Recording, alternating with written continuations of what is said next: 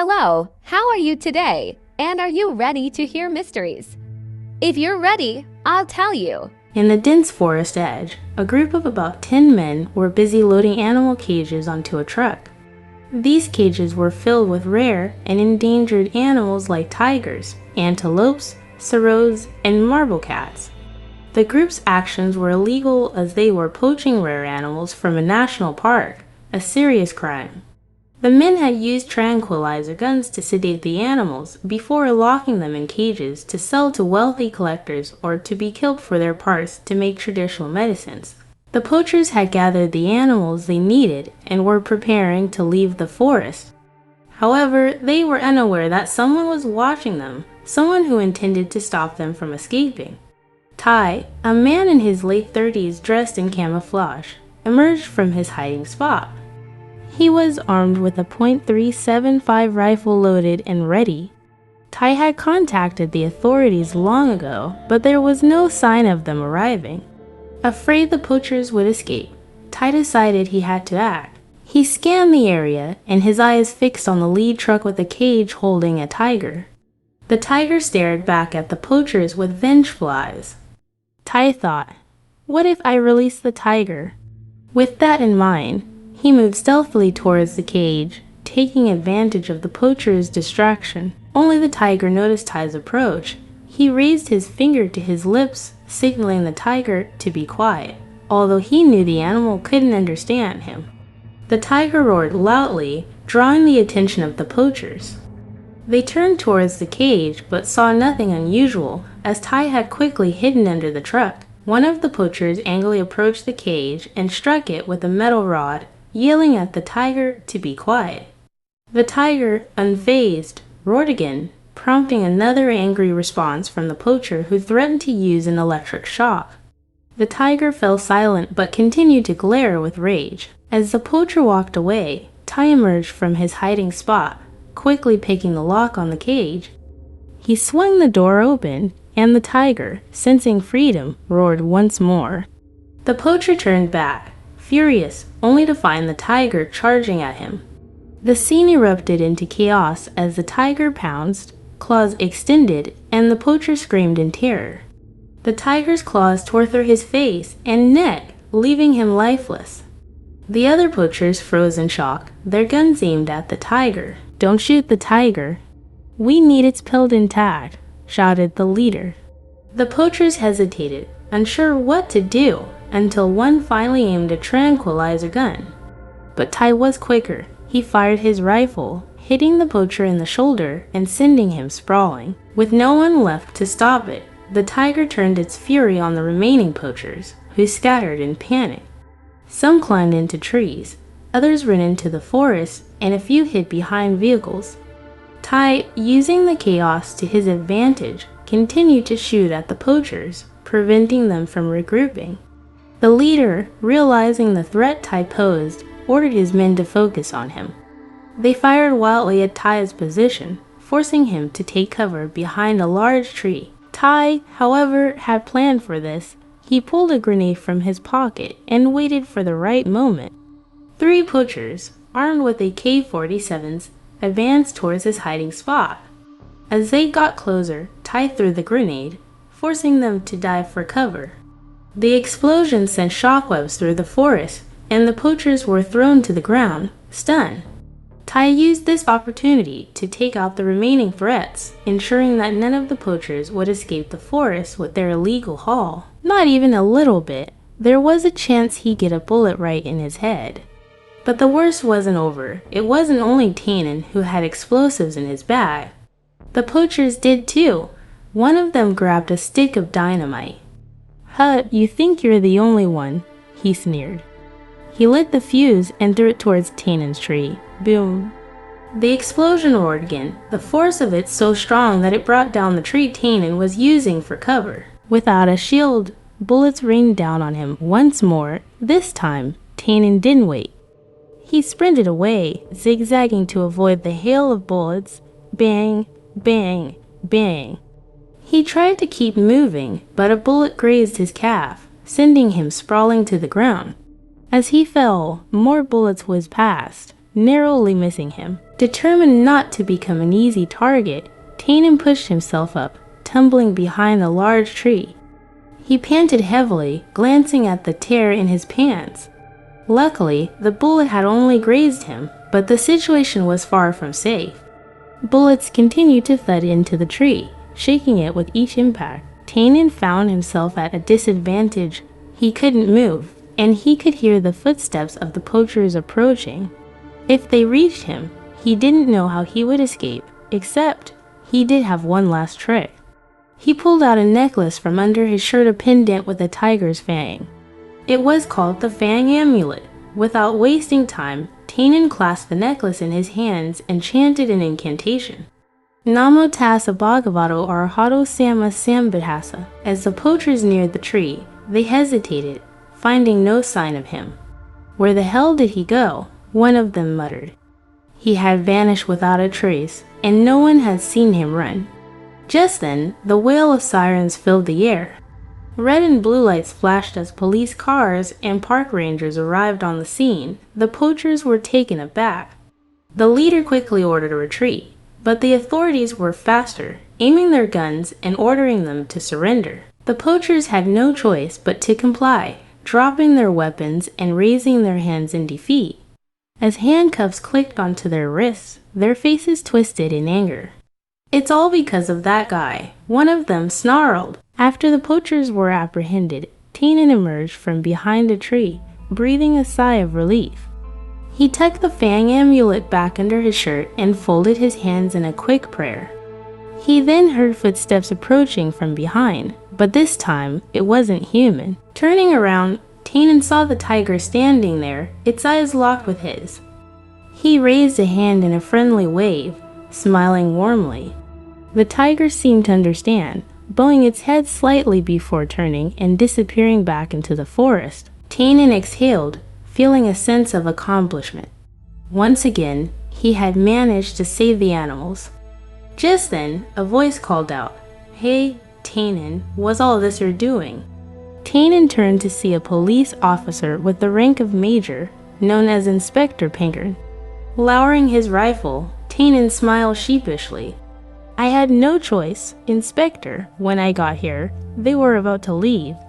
If I didn't do anything, they would have escaped before you arrived." The inspector raised an eyebrow. "We had roadblocks set up." "They wouldn't have gotten far." Tannen shook his head. "You don't understand, Inspector. There are many escape routes through this forest. For an operation this big, they must have inside information. They know where your roadblocks are and can change their route." Inspector Pinker sighed, recognizing the truth in Tannen's words. "Thank you for your help, Tannen, but sometimes your methods are a bit extreme. Remember, in today's world, people are big on rights. If they press charges against you for assault, we can't help you." Tannen nodded. "I'm aware, Inspector. But if it means saving these animals, I'll take the risk. What they do to these creatures is far worse." Inspector Pinker watched as Tannen slung his rifle over his shoulder and walked back toward the road. Despite his unconventional ways, Tannen's skills and determination were undeniable. As Tannen reached the road, he saw officers and rangers working together to free the animals from their cages. These creatures had been through so much hunted and captured by humans. Tannen had been advocating for animal rights for years, one of the first hunters to speak out against the practice when it was still considered normal. He thought about how society had changed. Once, hunting for sport was common, but now many people recognize the importance of protecting wildlife. As he watched the animals being set free, Tannen felt a glimmer of hope. There was still much work to be done, but moments like this made it all worthwhile. These rare and endangered species were legally protected, with severe penalties for those caught hunting them. This legislation has significantly impacted the demand for hunters like Tannen. Nowadays, almost no one hired guides for jungle treks because many forests have been converted into accessible tourist destinations.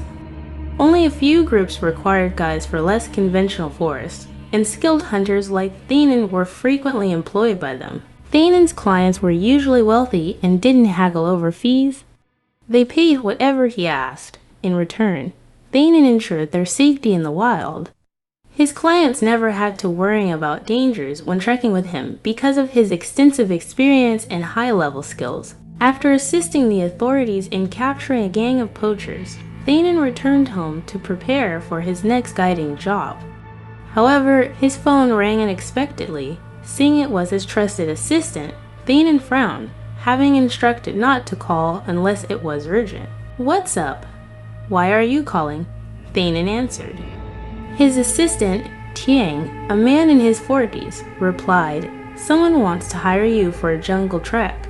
"What? You called just for that? I told you only to call if it's important." "If someone wants to hire me, set a date with them." "I know, but this client isn't ordinary. They want to talk to you now." "Who are they? Why do they need to talk to me?" Thanin asked, his irritation evident. "I don't know who they are, but they seem very wealthy. There are nearly 10 black vans parked in front of your house right now." Thanin was stunned. "What? Why do they need so many vans? What do they want?" "They haven't told me yet. You should get back here quickly before they lose patience." Realizing the urgency, Thanin sighed. "All right, I'll head back now. Tell them to wait a bit." Thanin quickly ended the call, slung his rifle over his shoulder, and started walking towards the dirt road. His motorcycle sped along the route from the poaching site to his home, about 40 kilometers away. His house was in a rural area, isolated at the edge of a forest.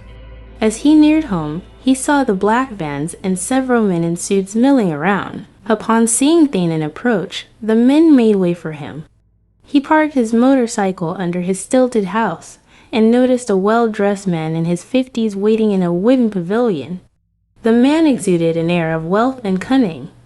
This was Mala, a powerful and influential figure in the province. "Hello there," Mala greeted, standing up with a sly smile.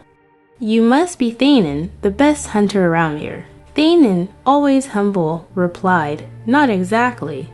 "What can I do for you? Are you here to hire me for a jungle trek?"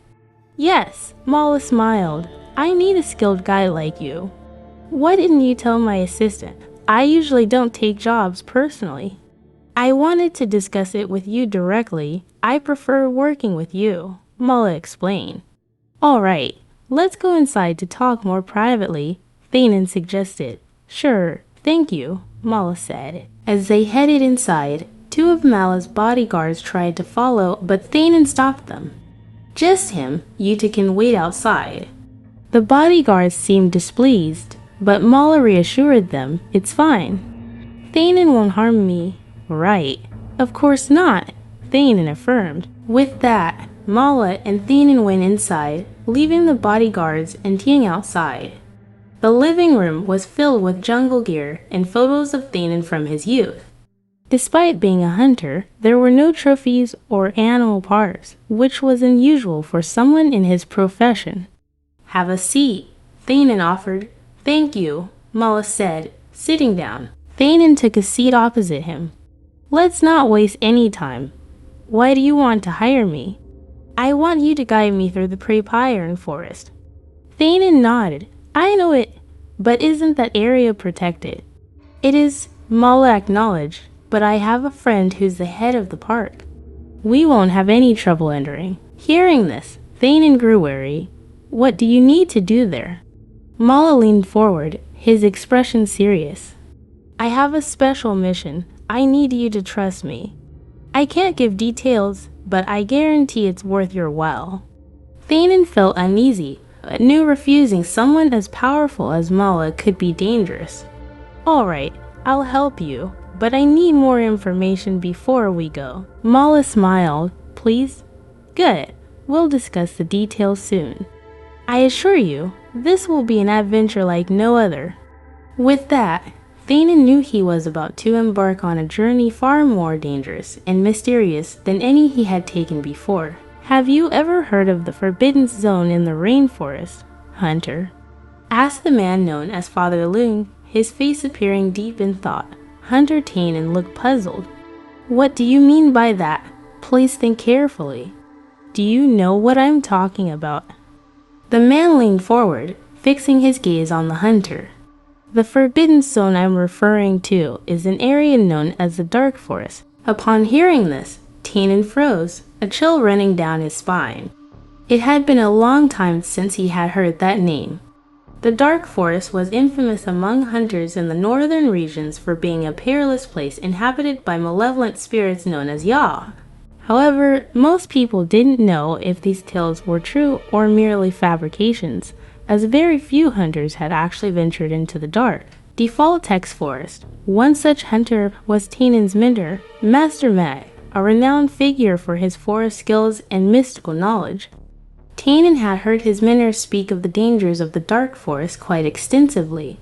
So, does the hunter know of it? Father Lung's voice pulled Tannen back from his thoughts. I've heard about it, Tannen admitted, but only vaguely. Master Mech used to talk about the terrifying nature of the dark forest. He said the Ya spirits were real and extremely dangerous, swift, fierce, and immortal. Some even possessed magical powers. Master Mech said most of them resided in the dark forest. Father Lung smiled. That's exactly what I've heard too. But legends are just legends. I don't know if they're true or not. That's why I want to test it by having a skilled hunter like you guide me there. Are you saying you want to hire me to enter the dark forest just to prove whether these legends are true? Tannen asked, incredulously. Father Lung nodded. Yes, I'm driven by curiosity. Will you help me? Tannen hesitated. I must decline this job. Father Lung's face showed disappointment. Why? Why are you refusing? Tannen shook his head. I'm sorry, but I don't take on such tasks.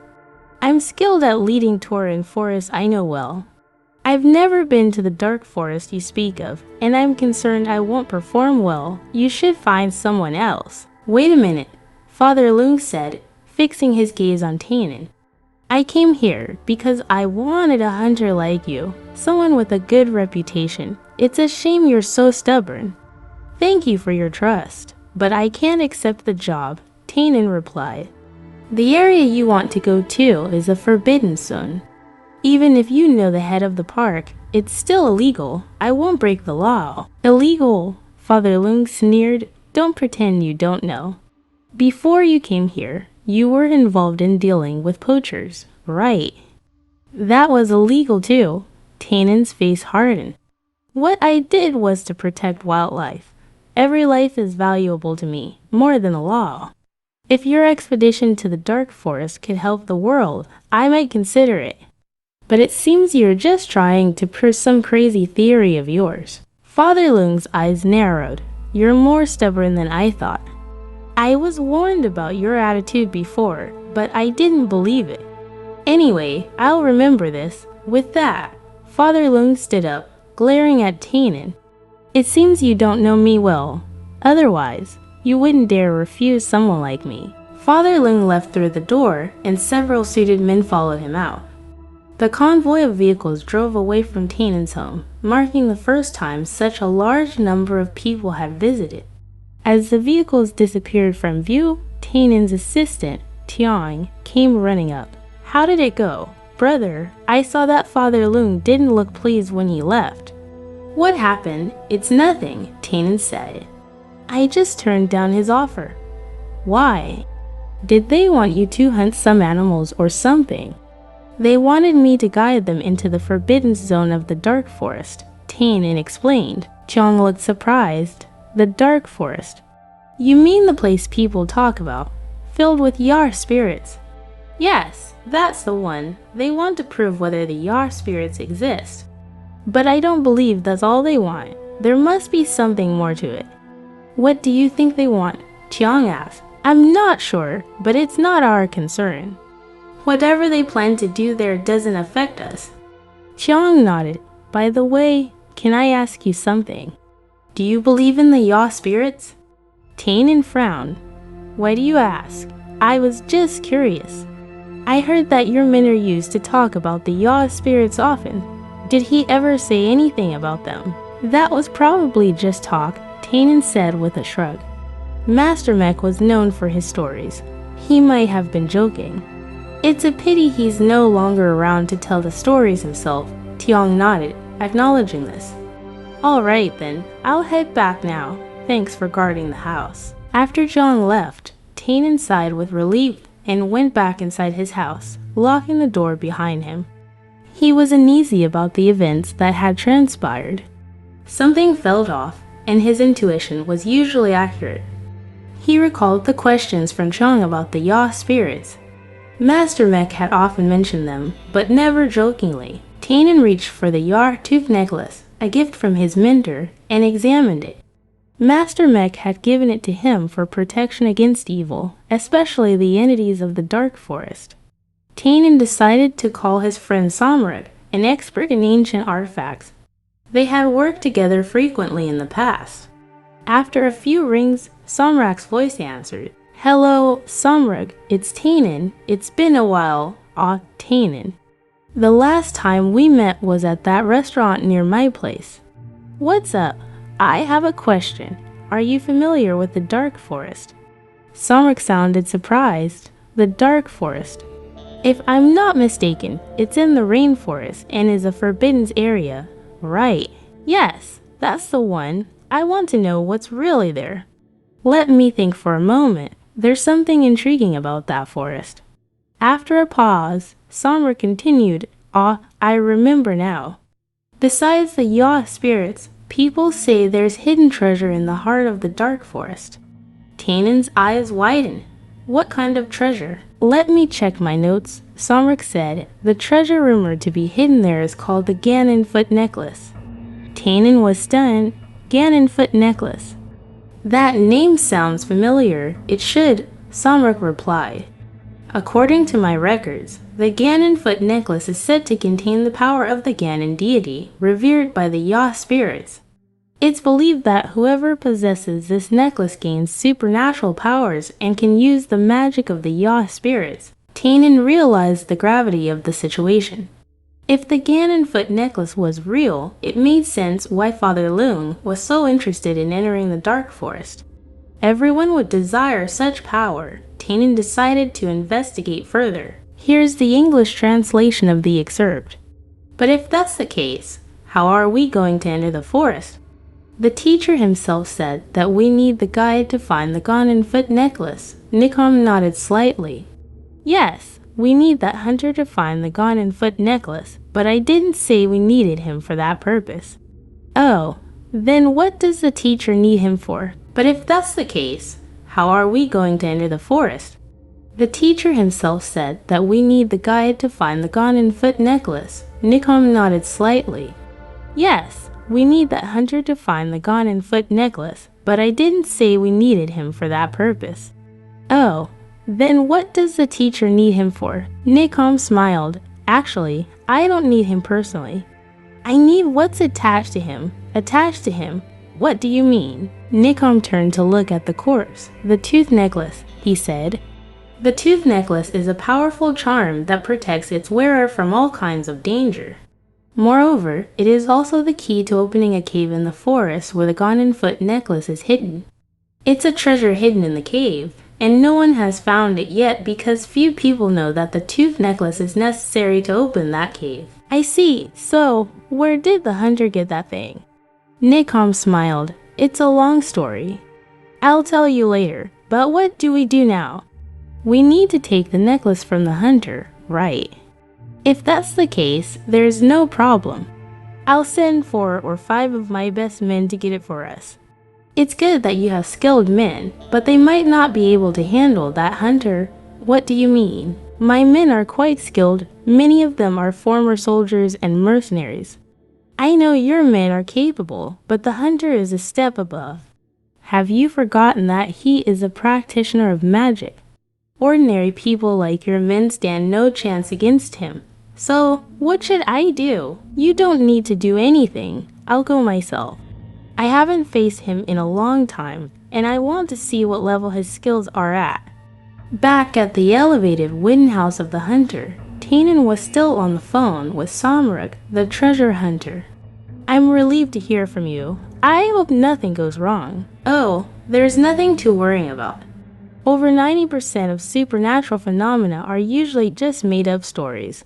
I understand. I hope that's the case. Even though I believe in these things somewhat, I still hope the Ganon foot necklace is just a myth. I think it's better this way. I'll check this matter further for your peace of mind. Thank you, sorcerer. No problem. I have many connections in this field, and I know everything that's going on. Tainin chuckled. Samruk, you've always been a great help. I'd love to treat you to a meal. I'm in the north these days, so it wouldn't be difficult to meet you. Oh, you're in the north. What are you doing here? Just checking out some work. I'm getting into the gemstone trade, and there's a newly discovered mine here. I wanted to come and check it out before anyone else. Well, good luck with that. Hope you make a lot of money. Thanks. I hope you do too. If there is nothing else, I'll hang up now. Good luck. After hanging up, Tainin sighed with relief. Speaking with Samruk, the treasure hunter had put his mind at ease. Samruk was like both a friend and an employer to him. Tainin had often helped Samruk search for treasures, so they were quite close. It seemed that today's mission was coming to an end. Glancing at the clock, it read 21:39. Since Tainin was an early riser, he preferred to go to bed early. Even though it wasn't very late, it was well past his bedtime. Tainin removed his weapons and trekking gear to change clothes and take a shower. However, while taking off his hat, he heard a strange sound from underneath the house. The hunter stopped, pausing his actions, and crouched down, listening. The sound seemed like footsteps, and there were likely more than one person.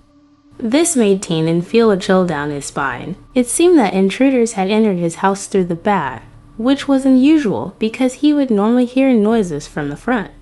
It appeared that these people had sneaked in from the forest at the back. Tainin quickly grabbed the rifle from the table and pulled out a .38 revolver from the drawer, slipping it into his waistband. He then moved cautiously towards the house's interior and lifted the oil lamp covering a small square opening in the floor. It was an emergency exit.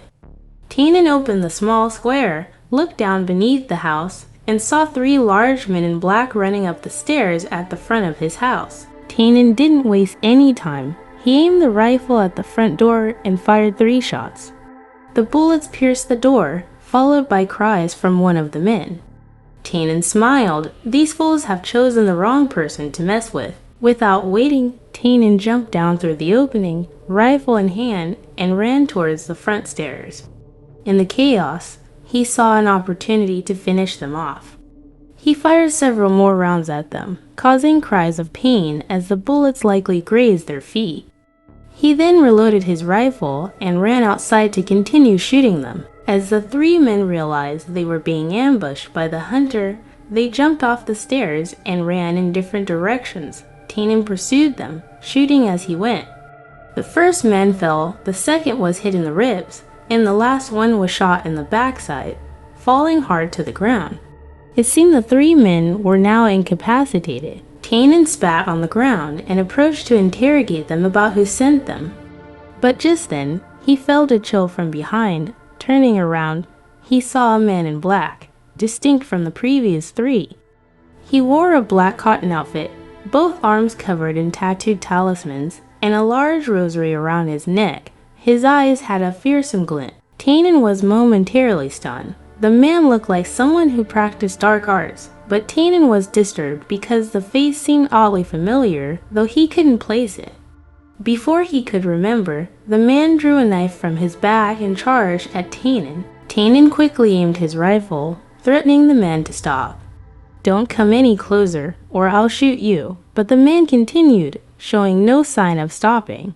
With no other options, Tainin fired, but the gun misfired. Panicking, Tainin pulled out the .38 revolver and chanted a spell, awaken, rise, O great master. Let this incantation penetrate. But as he aimed at the man threw his knife.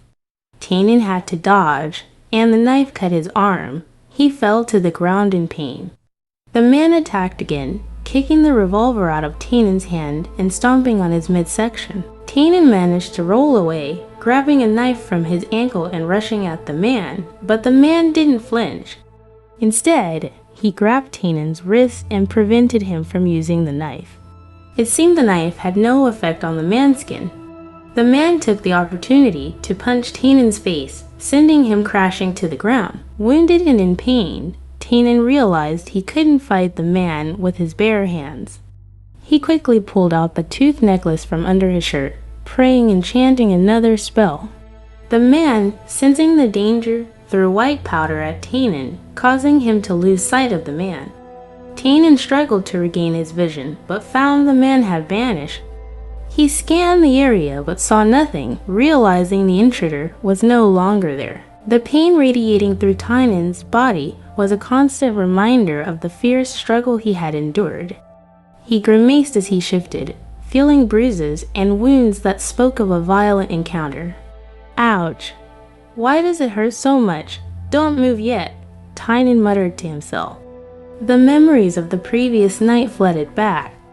He had been attacked, and a sorcerer had played a significant role in his suffering. The hunter, Samruk, noticed Tynan's discomfort and approached cautiously.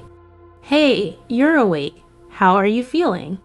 Tynan slowly opened his eyes. "Yeah, I'm awake. Just trying to piece together what happened. I remember being attacked, but it's all a blur." Samruk nodded, understanding. "I tried calling you around 11 p.m. last night to share what I had discovered, but you didn't answer. I figured you might have been busy or asleep. But when I heard about the gunfire in the neighboring district, I started to worry. I decided to drive over to check on you. When I got there, the police were already on the scene. I thought you might be in serious trouble, but thankfully, they said you were being taken to the hospital. I stayed to keep an eye on things." Tynan's eyes showed a mix of gratitude and concern. "Thanks for being there. I didn't expect the situation to escalate like this. But I need to know what exactly happened. Who were those people that attacked me?" Samrak's expression grew serious. "The police said there were no signs of forced entry at your house, and nothing seemed to be missing." "If they weren't thieves, then what were they after?" Tynan's face became tense. "They took something important from me. My necklace is crucial for my protection." Samrak looked concerned. "They specifically targeted your necklace. What do you think they want with it?" Tynan took a deep breath. "It's hard to say, but I have a theory. I've been dealing with foul-laying malice people for a while, and they're known for targeting those who possess powerful objects. But these attackers weren't ordinary criminals. They had a sorcerer with them, and that makes things more dangerous." Samrak was intrigued. "A sorcerer? That's serious. Why would they send a sorcerer after you?" Tynan was about to respond when the door opened. Both men turned to see Inspector Pankern entering the room. "Good morning, Tynan. We just met yesterday, didn't we?" "How are you feeling today?" Tynan attempted a smile. "Hello, Inspector. I'm doing better, thanks." "I appreciate you coming by." Inspector Pankern nodded. "I'm here to follow up on the incident. Can you tell me more about what happened?" Tynan glanced at Samrak before answering. "I'm not entirely sure. I believe the attack might have been a targeted effort, possibly by foul-laying Mala's associates." Inspector Pankern looked intrigued. "Foul-laying Mala? That's quite a significant accusation. Do you have any specific suspects?" Tynan shook his head. "I don't know for certain. I lost consciousness during the attack, so I couldn't identify them. But their aim was clearly to get my necklace." Inspector Pankern scrutinized Tynan. "It's odd that someone would go to such lengths for a necklace. Are you sure there's no other reason for the attack?" Tynan's face grew serious. "There might be more to it than just the necklace. I've had problems with these people before, but this is different. They knew exactly where to find me." Inspector Pankern's gaze sharpened. "So you're suggesting this attack was premeditated?" Tynan nodded. "Yes, it's not just a random crime. The presence of a sorcerer indicates a deeper agenda." Inspector Pankern's expression turned thoughtful. "I'll need to investigate further. In the meantime, if you remember anything else, please let me know. It's crucial we get to the bottom of this. As Inspector Pankern left the room, Tynan and Somric exchanged worried glances. I'm glad he's taking this seriously, Somric said, but we need to be careful. If Faulangmal is involved, things could get even more dangerous. Tynan nodded. You're right. We need to figure out who the sorcerer is and why they're targeting me. Somrac's face grew contemplative. Do you have any idea who the sorcerer might be? Tynan hesitated, then said, I have a suspicion. There's someone from my past, his name is Nikom. He's a sorcerer with a dark reputation. If it's him, then we're dealing with someone very dangerous. Somrac's eyes widened. Nikom, I've heard of him. He's not someone to be taken lightly. Tynan agreed. Exactly, we need to be prepared for anything. If Nikom is behind this, we're in for a tough fight. Nin and Nikom were among the children that Pron-Mek took in, but they weren't very close. If I remember correctly, Nikom was about 5 years older than Tynan, a senior during their time under Pron-Mek's care. The reason Tynan remembered Nikom well was that Nikom was more talented than the other children. Apart from his survival skills in the forest, Nikom's notable talent was his ability to quickly learn magic spells. He was able to use powerful magic from a young age. In the past, learning magic was as crucial as survival skills because the forest was full of mysterious entities. Without such knowledge, one might not survive in such a challenging environment. However, Nikom's talent had its drawbacks. His exceptional ability to learn magic made him more ambitious than most children. After mastering all the spells from Pron-Mek, Nikom still felt it wasn't enough and began studying dark magic from other sources. When Pron-Mek noticed Nikom's deviation, he reprimanded him and told him to stop meddling with dark magic. But Nikom refused to give up, sneaking off to study it in secret. When Pron-Mek discovered this, Nikom was severely punished, from harsh scolding to physical beatings, but nothing could quench his ambition. Unable to coexist with his master any longer, Nikom decided to leave the sanctuary. There was nothing more for him to learn there, and he ventured into the world to pursue his obsession with dark magic. After hearing the entire story, Somric sat in stand silence, shocked by the events. This meant that the one who harmed you was a senior disciple who left the sanctuary at a young age, right? Tynan nodded. I think so. Even though we barely knew each other, I believe that's him. Why would Nikom do such things? Somric asked. Is it possible that he is collaborating with your stepfather, Malik, to enter the Donka Forest? Somrac's face showed realization. Oh, I forgot to mention that. I should have told you about that. Remember when I called you at 11 p.m.? I mentioned that I had instructed someone to investigate your stepfather, Malik. My people reported that about a month ago, Malik contacted mercenaries and ordered a large shipment of weapons. If that's the case, it means that Malik is more serious about this than we thought. I believe he intends to enter the Donka Forest to find the Ganon's Foot amulet, Tynan said with clenched fists, frustrated. And now he's teamed up with a spellcaster like Nikom. This is getting serious. I think you're right, Somric agreed. So, does the Ganon's Foot amulet really exist? If the legends are true, its power is no joke. Imagine if a villain like Malik or Nikom got their hands on it. Realizing the gravity of the situation, Tynan stood up from the bed. I can't let this happen. Calm down first, Somric advised, concerned. What are you planning to do? I need to stop them from finding the amulet. If I don't, it will cause a lot of trouble, Tynan said, determined. He recalled what Pron-Mek had given him when he was about to leave the sanctuary, the Gnarltooth amulet.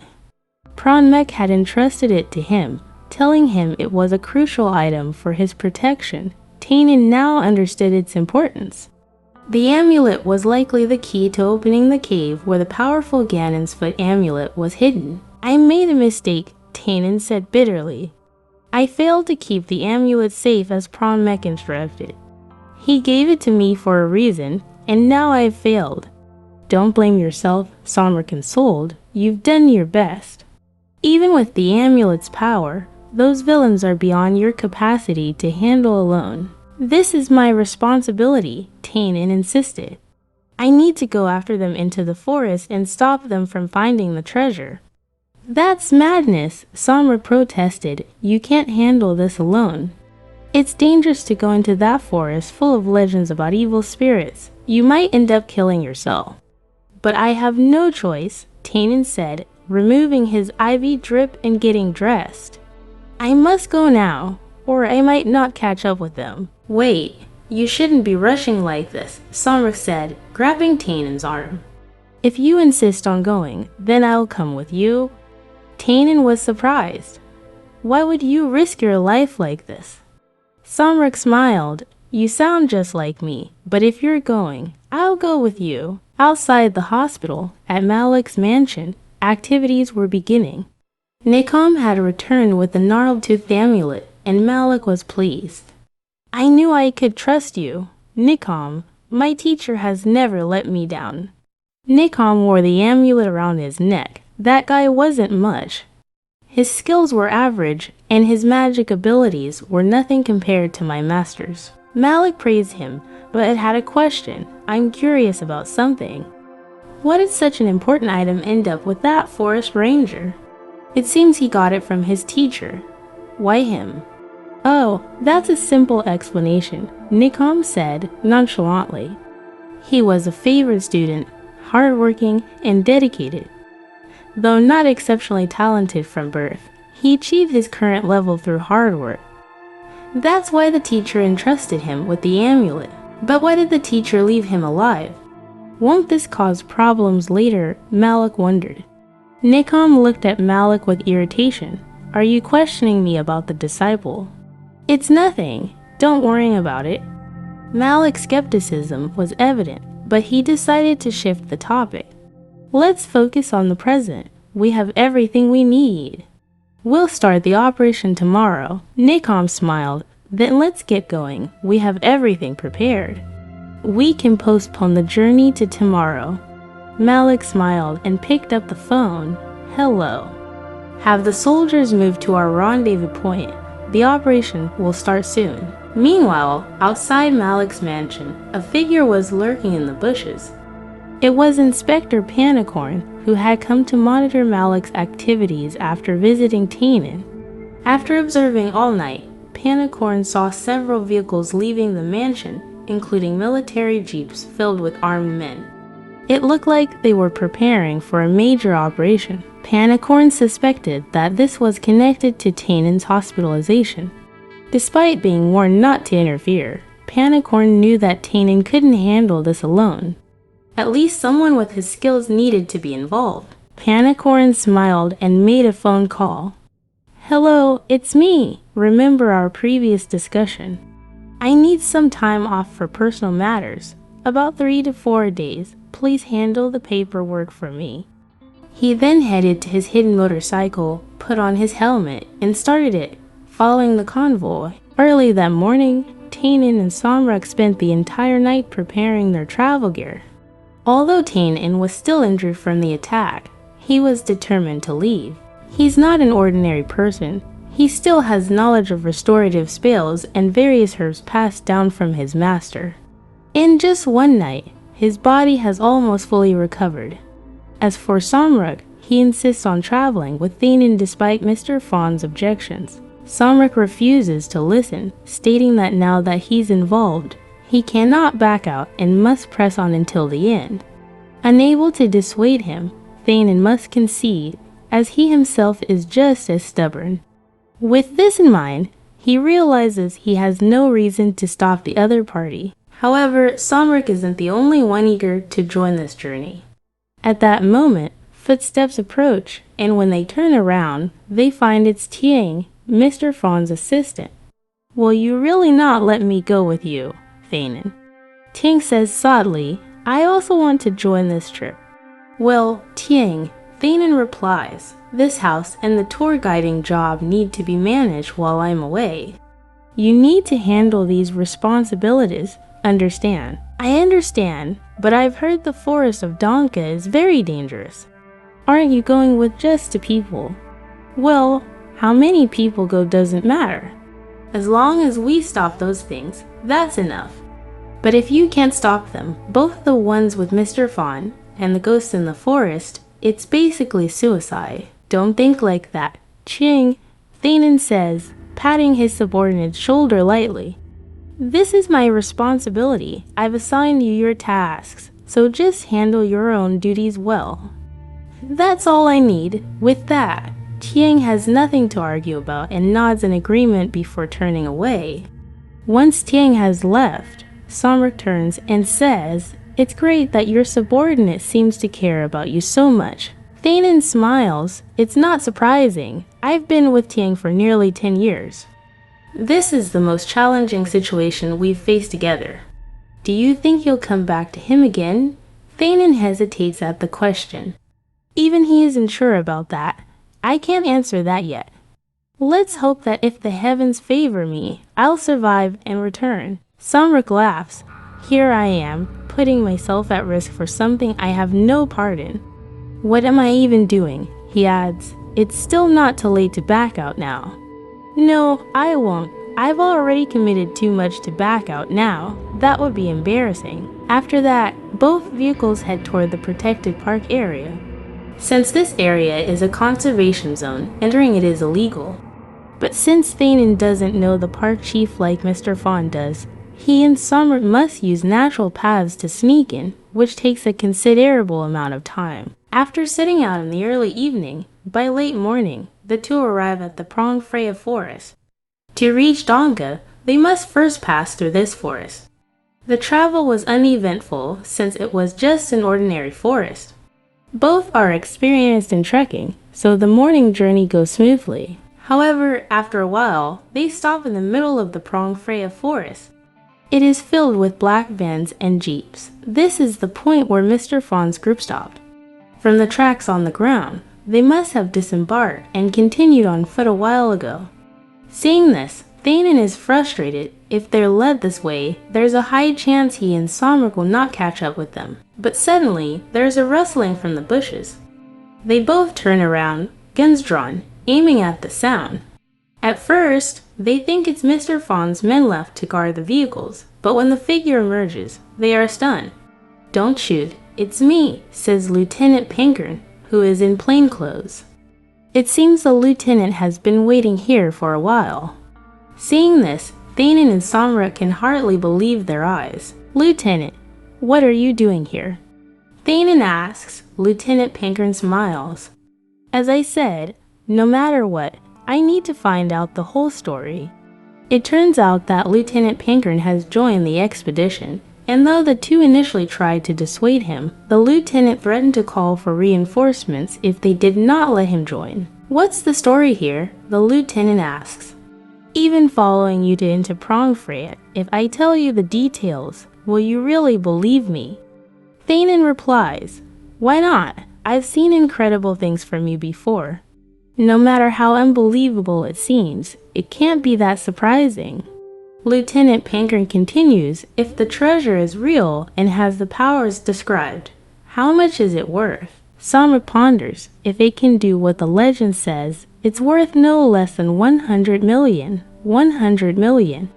No wonder Mr. Fawn is desperate to get it. Thanon comments. Lieutenant Pankern laughs. It's no surprise. Mr. Fawn is involved in underground business. Everyone knows about his activities, from forgery to human trafficking, and he even has connections within the police force. I've tried to take him down several times, but was always blocked by higher-ups. Well, if we catch him in the forest, it will all be over, right? Maybe, but what charge would we use trespassing in a conservation area? And what we're doing now, they all laugh dryly. The three then continue their hike. The atmosphere becomes increasingly foreboding. The forest is thick, like a labyrinth, with a chill wind and strange animal sounds that can't be heard elsewhere. These combine with the exhaustion from the trek, creating a sense of dread among them. They advance carefully, with the hunter leading, followed by the treasure hunter and the police officer bringing up the rear. As time passes, the forest becomes denser, the journey is almost silent, with everyone focused on the path ahead, unsure of what might appear. Thanen follows the tracks left by Mr. Fawn's group, which is helpful since the large group leaves clear traces. However, he finds that they are still lagging behind. As the sun sets and darkness envelops the forest, the atmosphere grows more frightening. Despite this, Thanen is determined not to stop for rest, wanting to catch up with Mr. Fawn's group. Finally, as midnight approaches, the eerie atmosphere intensifies, with the forest now dense and labyrinthine, the cold wind, and the unsettling sounds from the unseen creatures. These factors, combined with their fatigue, make the situation even more ominous. The treasure hunter and the officer were beginning to falter, unlike the hunter, who continued walking ahead tirelessly. For him, trekking through the forest for hours was quite normal. "Are you tired already?" the hunter asked, noticing that he had left the other two far behind. "Not really, I'm still good to go," Samrak replied, though his face was marked with exhaustion. Officer Pinker showed no different signs, panting heavily as if his tongue was about to fall out. Seeing this, Titan shook his head. "I told you, this job isn't easy. We're several hundred yards behind that bastard. At this pace, Yuja won't catch up." "Sorry about that," the officer said, leaning against a tree and catching his breath. "I've never walked in the forest for this long before." "Well, if you keep walking like this, you won't last much longer," Titan said as he scanned the surroundings for a place to rest. During this, his gaze caught something on the ground. It was a sight that made the hunter shiver to his core, a human figure with its lower body buried in the ground. The body was emaciated, its skin dry and clinging to the bones, as if its organs had been completely drained. Seeing this, the officer and the treasure hunter both turned to look, and when they saw it, their jaws dropped in shock. "What is that?" "A corpse." "Calm down," Titan said.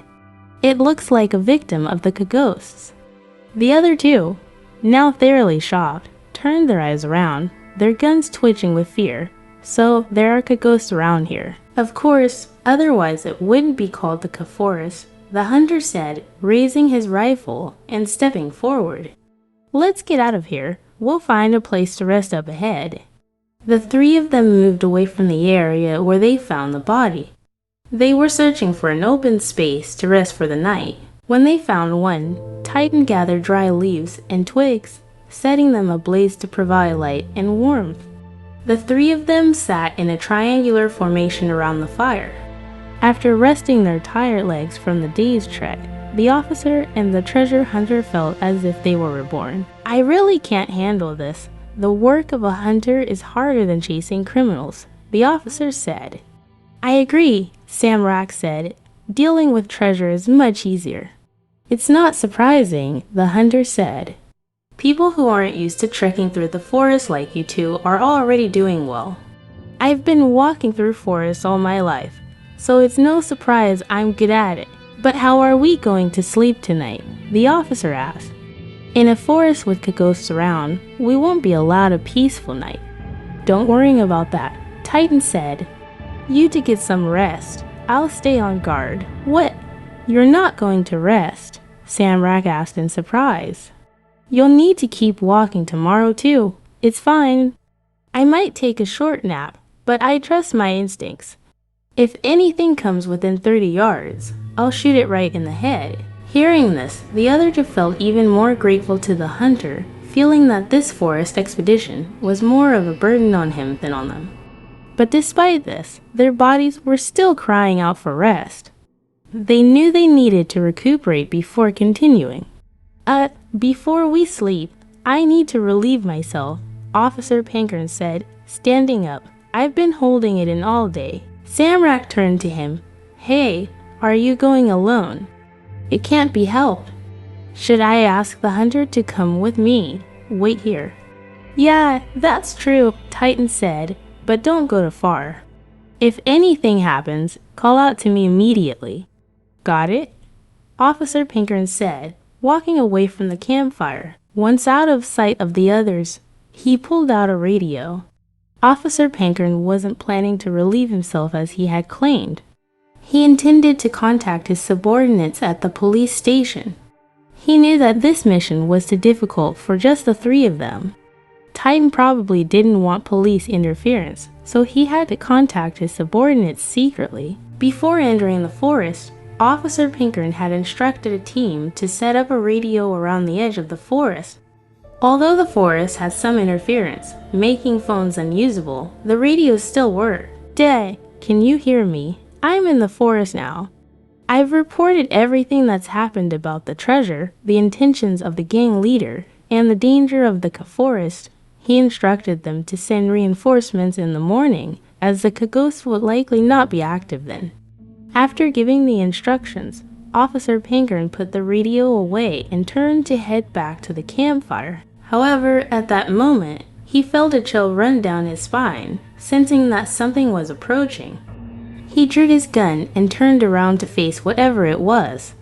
But as he saw a figure, Officer Pankern froze in his tracks. A gunshot rang out in the forest. Titan and Samrak, sitting by the fire, turned abruptly towards the sound. "What was that?" "It sounds like it came from where the officer went," Titan said, grabbing his rifle and jumping up. He was about to rush to help, but before he could move, they saw a figure running towards them. It was the officer, running at high speed, with something pursuing him. It was a ghastly creature, skeletal and emaciated, with long claws and sharp fangs. Yes, it was a Kagos, and it wasn't alone. More of these creatures were chasing after the officer. "Run!" Officer Pankern yelled, sprinting towards the campfire. Seeing this, neither Titan nor Samrak hesitated. They jumped up and ran after him, realizing that they wouldn't be getting any rest that night.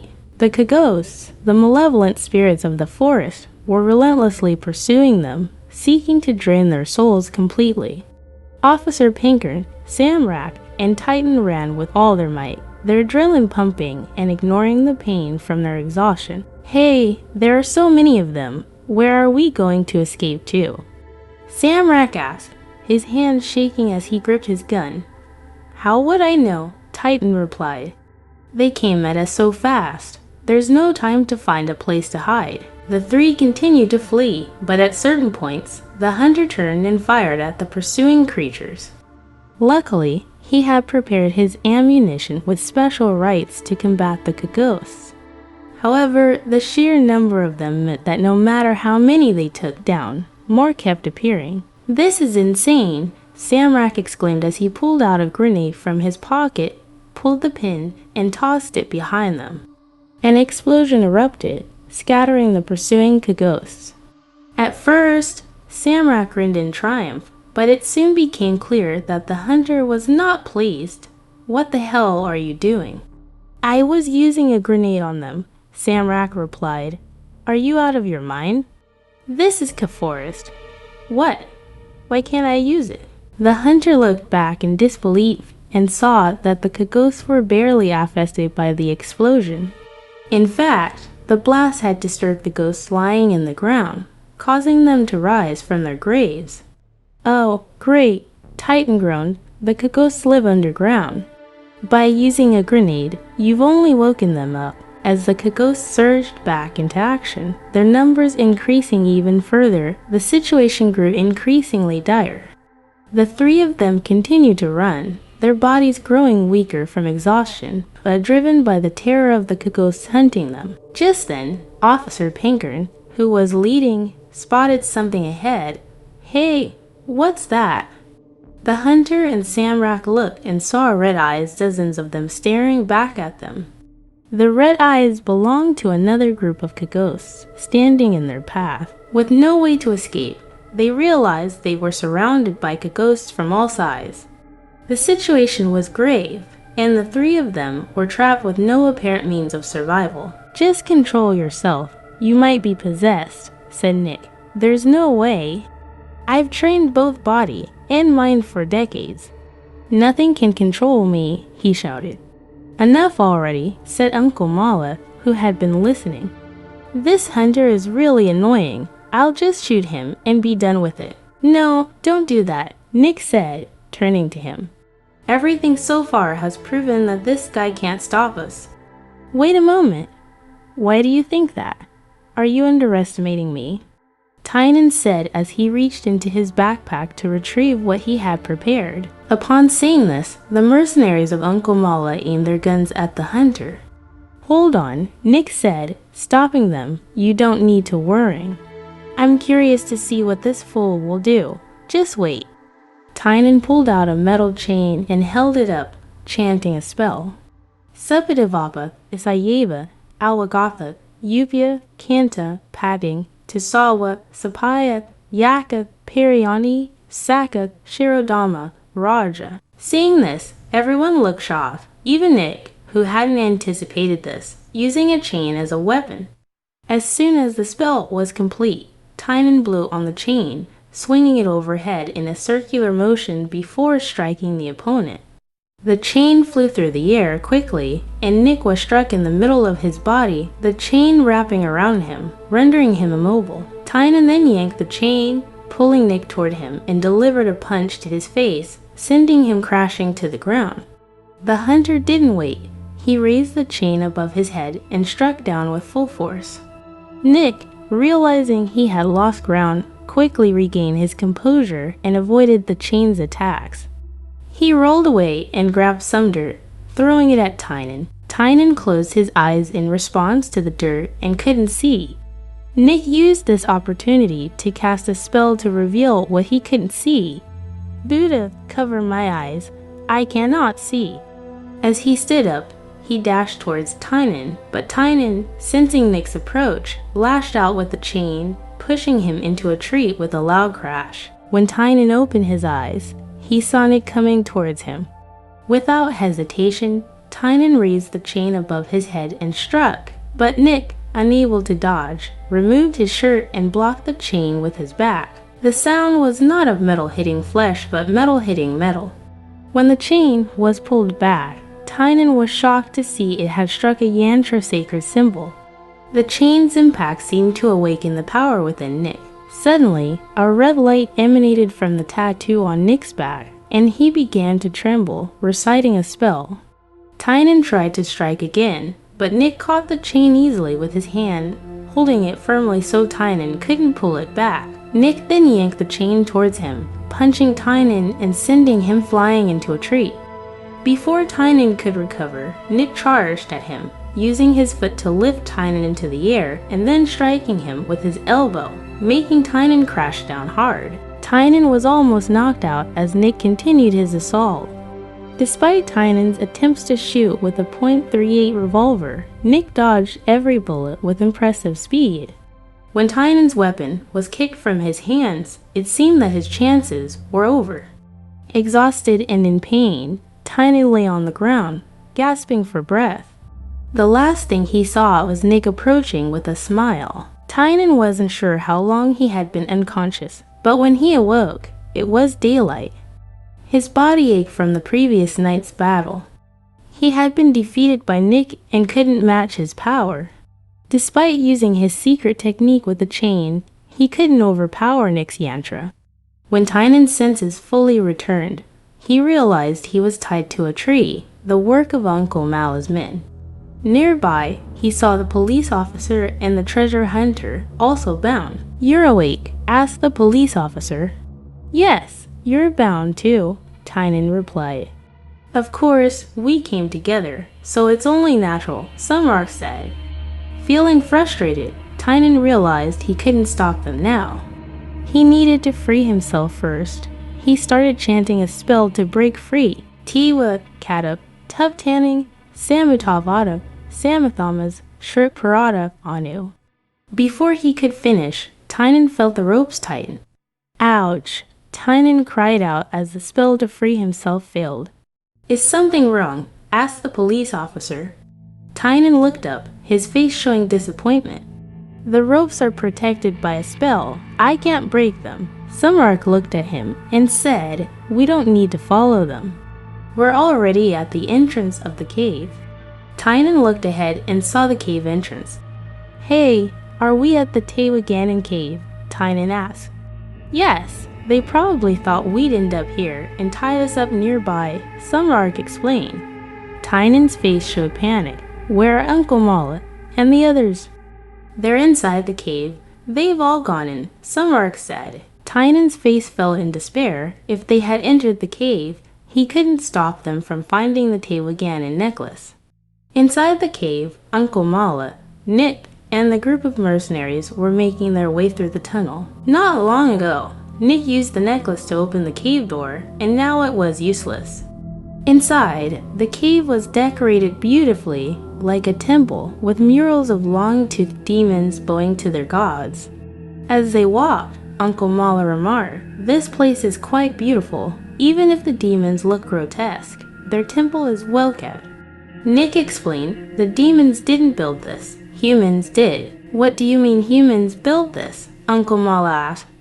"Humans in the past studied the occult. Have you heard of the ghost religion? There used to be tribes that worshipped these demons, offering sacrifices to them. So, the necklace didn't originate from the demons, but was created by humans using their power to fight other people." Nick confirmed, "Exactly. Humans extracted the demon's power and used it for battle." Finally, they reached the end of the cave and saw an altar with a red light shining from above, illuminating a necklace adorned with deep red rubies. Seeing this, Uncle Mala and Nick smiled, recognizing the Tewagan and necklace they had been searching for. The mercenaries fired rapidly, but their bullets couldn't pierce the enchanted skin, causing Nick to fall backward onto the ground. Seeing this, the group of mercenaries rushed toward the sorcerer, holding him down to prevent him from moving. "Hey, let go," Nick shouted, trying to fight back. He kicked at them, but with over 10 mercenaries holding him down, resistance was futile. As this was happening, Master Mala revealed a sinister smile before heading toward the pedestal holding the Garuda's foot necklace. "This necklace, which holds the power of spirits and ghosts, is a great treasure," he said. "Hey, don't touch it," Nick shouted. Determined not to let the necklace be touched, Nick gritted his teeth and fought once more, closing his eyes and reciting a spell in his mind. At that moment, immense strength surged within him, allowing him to break free from the group of mercenaries and send them flying in all directions. Despite the bullets still hitting him, causing significant pain, Nick struggled to stay on his feet. When he looked up, he saw the scene he dreaded most unfolding before him. "No, don't," Nick shouted. "You're not strong enough. Don't touch that necklace." But Master Mala ignored his warnings and seized the necklace from the pedestal. Suddenly, a bright red light illuminated the entire cave. Both the sorcerer and the mercenary shut their eyes tightly. When the light faded, everyone's mouths fell open in shock. Master Mala had put on the necklace, and his body had transformed dramatically. He was now massive, with his ears extended, sharp claws growing from his hands, and his eyes glowing red. The mercenaries were momentarily stunned, as the figure before them was now a terrifying creature, starkly different from their former employer. The leader of the mercenaries, trembling, asked, "Master, what do we do now?" Master Mala turned to the soldier with a sinister smile, saying, "You will become my subordinate." The leader hesitated, asking, "What do you mean?" Master Mala shook his head slightly, "Not yet. I will make you one of mine." He raised his hand and began chanting an ancient spell. At that moment, something began to happen to the soldier's body. The soldier collapsed onto the ground, screaming in agony. His body began to transform, his ears extending, his skin becoming gaunt, sharp fangs emerging from his mouth, and his eyes turning red. After the soldier had fully transformed into a ghoul, he stood up and roared at the surrounding mercenaries. Seeing this, the other mercenaries stood dumbstruck, horrified at the sight of their leader being turned into a ghoul. The ghoul mercenary then lunged at the nearest victim, sinking his fangs into the person's abdomen, tearing and devouring the flesh before spitting it out. The unfortunate victim screamed in pain as the ghoul continued to feast, draining the life force from the body, leaving it a lifeless skeleton. In panic, the other mercenaries threw down their weapons and fled in all directions. Master Mala, now the embodiment of the Garuda deity, grinned with satisfaction, finally reviving himself in this world. Outside the cave, Garuda, Tainin, Samrak, and Police Lieutenant Panicorn were bound to the base of a tree. They had been waiting for a while with no sign of their captors returning. "Damn it! What are they doing in there?" Lieutenant Panicorn said, frustrated. Samrak replied, "Well, it's good they're taking their time. It means we're alive longer. If Master Mala comes out, do you think he'll let us live? He'll either kill us or leave us as food for the ghouls." Panicorn looked alarmed. "What are we going to do?" Just then, a scream of terror echoed from inside the cave. The three looked towards the noise, only to see the mercenaries fleeing in terror, their faces showing extreme fear. Even more shocking, dark clouds were covering the sky, blocking out the sun. "What's happening?" Samrak asked, his voice trembling. Tainin, equally shocked, said, "There's no other explanation. It's something beyond our understanding." As the sunlight was obscured by the dark clouds, everything fell into darkness. Master Mala, now a ghoul deity, stepped out of the cave. The three watched in horror as the ghoul deity took a deep breath, as if savoring the modern world after centuries of imprisonment. "So this is the current world," he mused. "I feel more chaos than ever before." He then laughed maniacally, his thoughts filled with evil plans to turn all humans into ghouls like him. At that moment, the three captives saw a chance to escape. As the mercenaries ran, Lieutenant Panicorn tripped one of them, causing him to fall. Panicorn quickly retrieved a knife from the fallen mercenary and used it to cut the ropes binding him. He then freed his companions, Tainin and Samrak. They now had to decide their next move. "What do we do now?" Samrak asked, looking around at the chaotic scene. "We should follow the mercenaries and try to get out of here," Lieutenant Panicorn suggested. "We'll regroup and return later," Samrak agreed. "Let's retreat for now and plan our next move." Tainin, however, disagreed. "I think that's not going to work. No one will escape this place. What do you mean?" Samrak asked. "You'll find out soon enough," Tainin replied. Meanwhile, Master Mala, now a ghoul deity, turned his attention to the mercenaries running in panic. He chanted another spell, causing the ground to tremble. Ghoulish figures began to rise from the earth, and red eyes appeared all around, surrounding the cave entrance. The situation was becoming dire as the ghouls closed in on all sides. The mercenaries and the three captives were trapped. Realizing the dire situation, the mercenaries joined forces with Tainin, Samrak, and Panicorn, all fighting for their survival. Tainin, the skilled hunter, led the defense, while the others fought alongside him. As the ghouls advanced, the battle for survival intensified, with everyone determined to escape the encroaching nightmare. The soldiers, shocked and frightened, released their comrade's body. When Tainin saw this, he quickly reached into his backpack, grabbed a handful of rice, and recited the incantation. "Matra Tarove Sanawa, Nahapipasik Tawami, Maha Yakataya Deva," uttering Deva protecting. Still, Iti Veswood, he threw the rice onto the ground. Instantly, the rice grains began to glow with a yellow light, accompanied by the shrieks of the creatures underground. Soon after, they all emerged on the surface. The soldiers then opened fire, killing them with a barrage of bullets. It seemed that the humans were regaining the upper hand.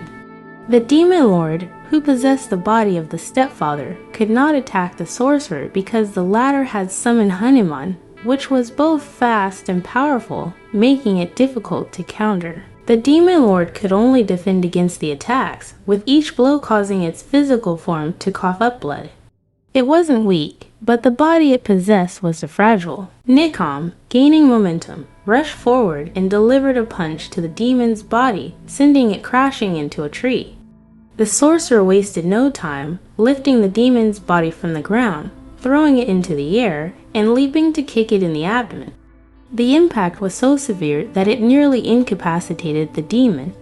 Seeing this, the demon lord leapt onto a large tree, preparing for a more serious fight. At that moment, it raised its hands to cast an ancient spell, spreading its power throughout the forest. Suddenly, an unexpected event occurred. The ghost army fighting the hunters and mercenaries stopped abruptly, their bodies slowly dissolving into black smoke and converging on the stepfather's body. Nikom, watching from below, was astonished. It seemed the demon lord was gathering the power of the ghosts from the entire forest into a single body. Nikom realized that he could not let this happen. Otherwise, its power would be overwhelming, and he would be unable to fight the sorcerer. He pulled out his ritual knife, chanted the spell, and flew toward the stepfather's body. However, at that moment, the demon lord opened its eyes again. Seeing the sorcerer approaching, it clenched its fists and struck back with immense force, sending Nikom crashing to the ground. The sorcerer's face turned pale with shock as the demon lord's power was greater than anyone else in the forest. Nikom, struggling to rise, was overwhelmed by intense pain. Despite the protective magic on his body, he felt excruciating agony. Before he could get up, the demon lord descended from the tree with incredible speed, pinning the sorcerer down. Its icy gaze stared into Nikom's eyes, saying, "You think you're so great. You're nothing." With that, it delivered another powerful punch, but Nikom raised both hands to block. Despite his effort, the immense power was too much, and he was struck squarely in the face. It felt as though a truck had hit him, causing his face to shake and his skull to crack. The demon lord did not stop, bringing both hands above its head and smashing them down with all its might. Realizing that he would die if he took another hit, Nikom kneed the demon in the back, sending it stumbling forward.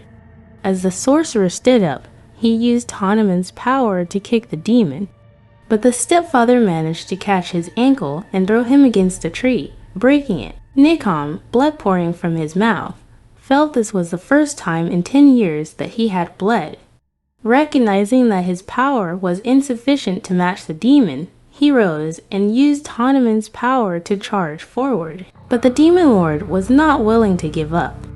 Raising its hands, it cast dark magic again, shooting black beams at Nikom. The sorcerer, desperately trying to escape, felt the dark energy pursuing him, but could not avoid it in time.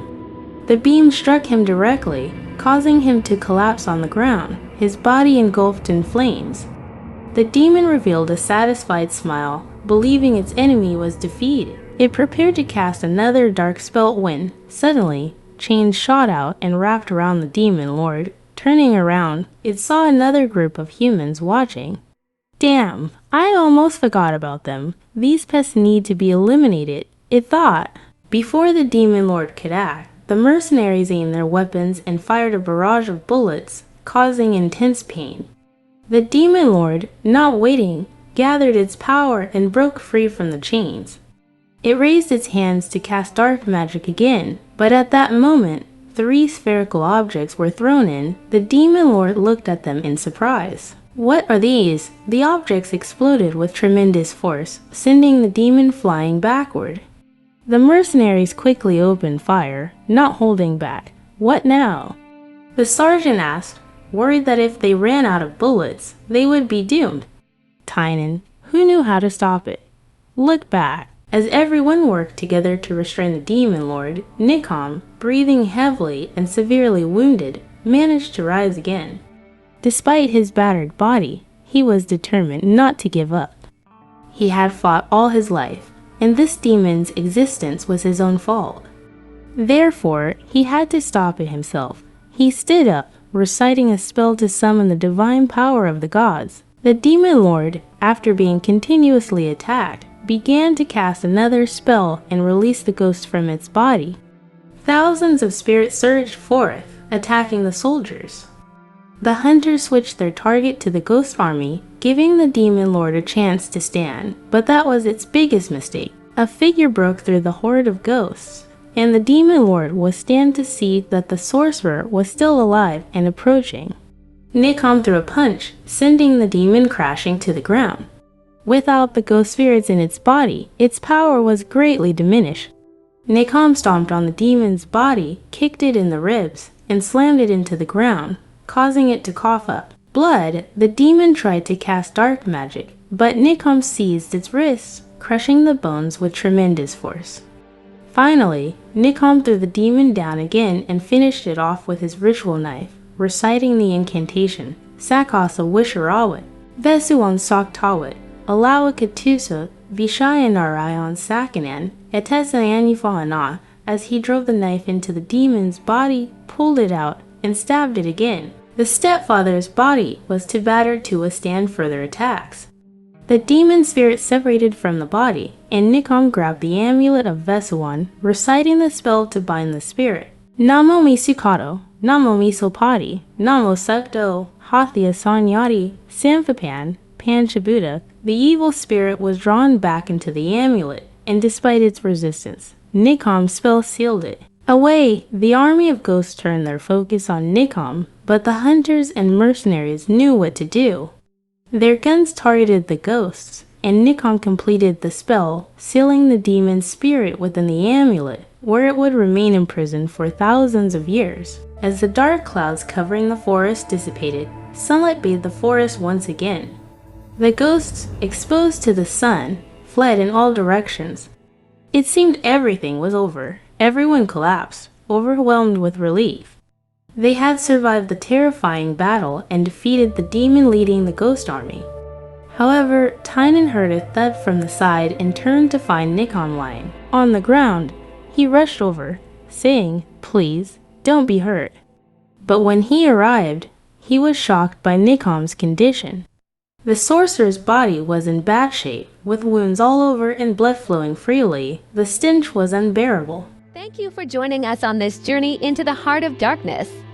If you enjoyed this tale, please like, subscribe, and stay tuned for more chilling stories of the unknown.